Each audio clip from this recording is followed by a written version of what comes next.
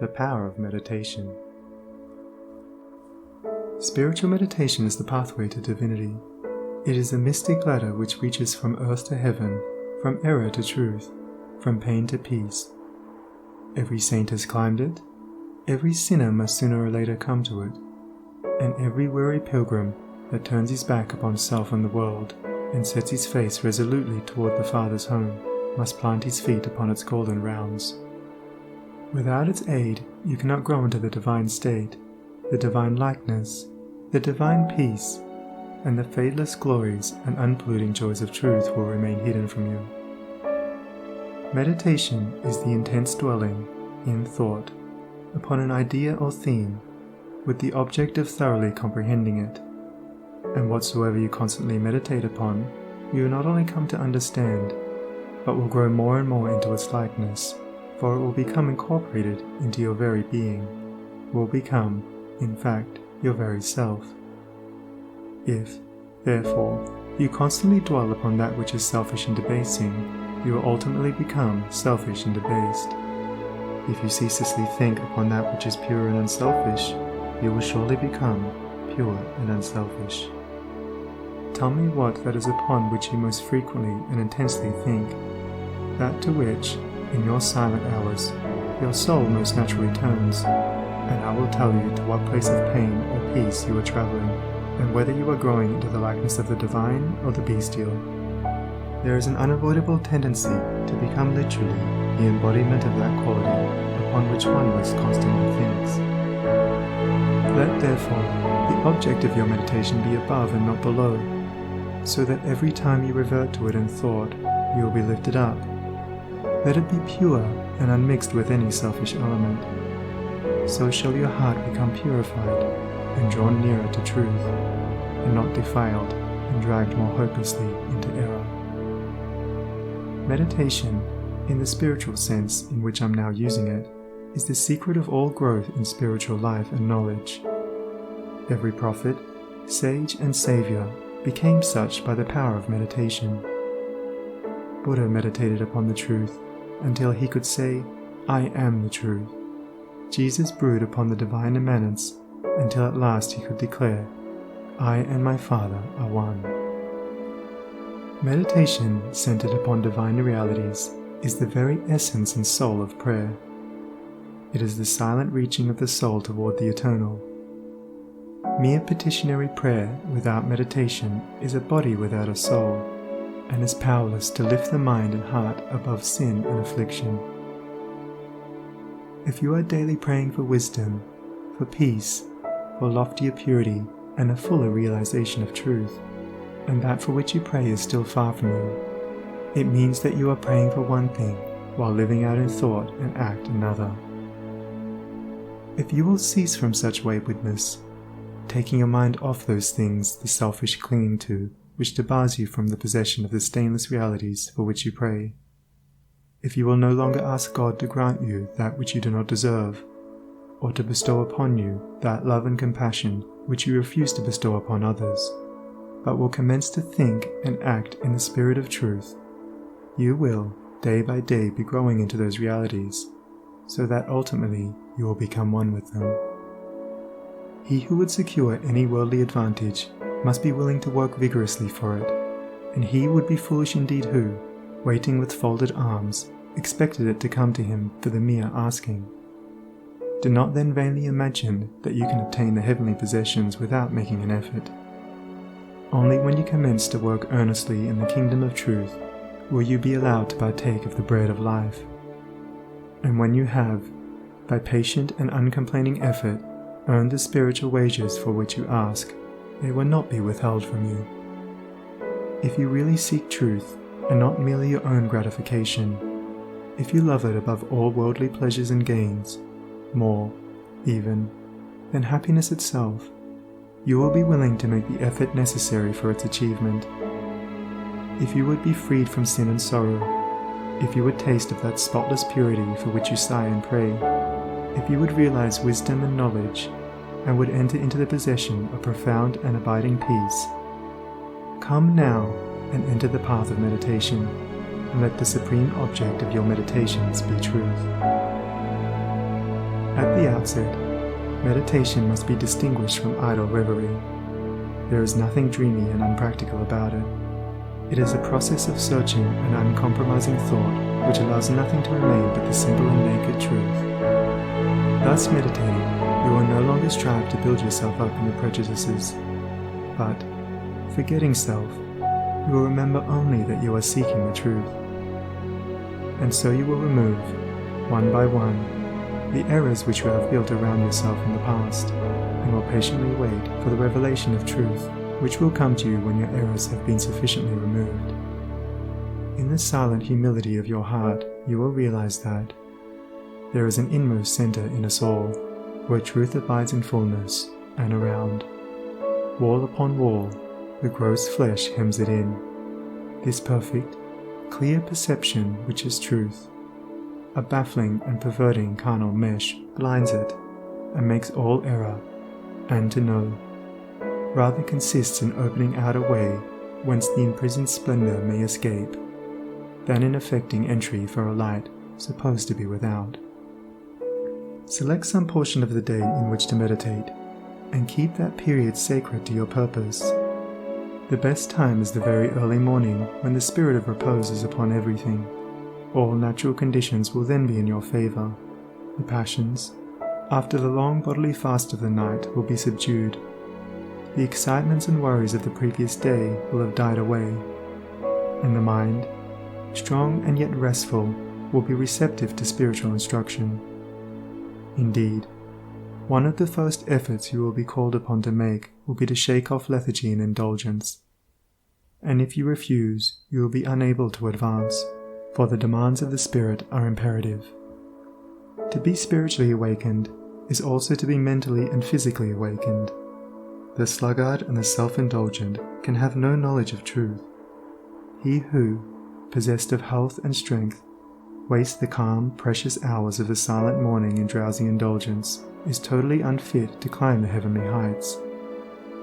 He whose awakening consciousness has become alive to its lofty possibilities, who is beginning to shake off the darkness of ignorance in which the world is enveloped, rises before the stars have ceased their vigil, and, grappling with the darkness within his soul, strives, by holy aspiration, to perceive the light of truth while the unawakened world dreams on. The heights by great men reached and kept, and were not attained by sudden flight, but they, while their companions slept, were toiling upward in the night. No saint, no holy man, no teacher of truth ever lived who did not rise early in the morning. Jesus habitually rose early, and climbed the solitary mountains to engage in Holy Communion. Buddha always rose an hour before sunrise and engaged in meditation, and all of his disciples were enjoined to do the same. If you have to commence your daily duties at a very early hour, and are thus debarred from giving the early morning to systematic meditation, try to give an hour at night, and should this, by the length and laboriousness of your daily task, be denied you, you need not despair, for you may turn your thoughts upward in holy meditation in the intervals of your work, or in those few idle minutes which you now waste in aimlessness. And should your work be of that kind which becomes by practice automatic, you may meditate while engaged upon it. That eminent Christian saint and philosopher, Jacob Boehme, realized his vast knowledge of divine things whilst working long hours as a shoemaker. In every life there is time to think, and the busiest, the most laborious, is not shut out from aspiration and meditation. Spiritual meditation and self-discipline are inseparable. You will, therefore, commence to meditate upon yourself so as to try and understand yourself. For, remember, the great object you will have in view will be the complete removal of all your errors in order that you may realize truth. You will begin to question your motives, thoughts, and acts, comparing them with your ideal, and endeavoring to look upon them with a calm and impartial eye. In this manner, you will be continually gaining more of that mental and spiritual equilibrium without which men are but helpless straws upon the ocean of life. If you are given to hatred or anger, you will meditate upon gentleness and forgiveness, so as to become acutely alive to a sense of your harsh and foolish conduct. You will then begin to dwell in thoughts of love, of gentleness, of abounding forgiveness, and as you overcome the lower by the higher, there will gradually, silently steal into your heart a knowledge of the divine law of love, with an understanding of its bearing upon all the intricacies of life and conduct. And in applying this knowledge to your every thought, word, and act, you will grow more and more gentle, more and more loving, more and more divine. And thus with every error, every selfish desire, every human weakness, by the power of meditation is it overcome, and as each sin, each error is thrust out, a fuller and clearer measure of the light of truth illumes the pilgrim's soul. Thus meditating, you will be ceaselessly fortifying yourself against your only real enemy, your selfish, perishable self, and will be establishing yourself more and more firmly in the divine and imperishable self that is inseparable from truth. The direct outcome of your meditations will be a calm, spiritual strength which will be your stay and resting place in the struggle of life. Great is the overcoming power of holy thought, and the strength and knowledge gained in the hour of silent meditation will enrich the soul with saving remembrance in the hour of strife, of sorrow, or of temptation. As, by the power of meditation you grow in wisdom, you will relinquish, more and more, your selfish desires which are fickle, impermanent, and productive of sorrow and pain, and will take your stand, with increasing steadfastness and trust, upon unchangeable principles, and will realize heavenly rest. The use of meditation is the acquirement of a knowledge of eternal principles, and the power which results from meditation is the ability to rest upon and trust those principles, and so become one with the eternal. The end of meditation is, therefore, direct knowledge of truth, God, and the realization of divine and profound peace. Let your meditations take their rise from the ethical ground which you now occupy. Remember that you are to grow into truth by steady perseverance. If you are an Orthodox Christian, meditate ceaselessly upon the spotless purity and divine excellence of the character of Jesus, and apply his every precept to your inner life and outward conduct, as to approximate more and more toward his perfection. Do not be as those religious ones who, refusing to meditate upon the law of truth and to put into practice the precepts given to them by their master, are content to formally worship, to cling to their particular creeds, and to continue in the ceaseless round of sin and suffering.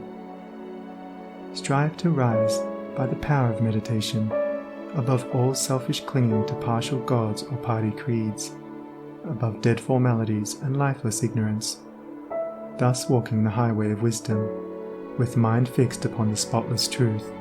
You shall know no halting place short of the realization of truth.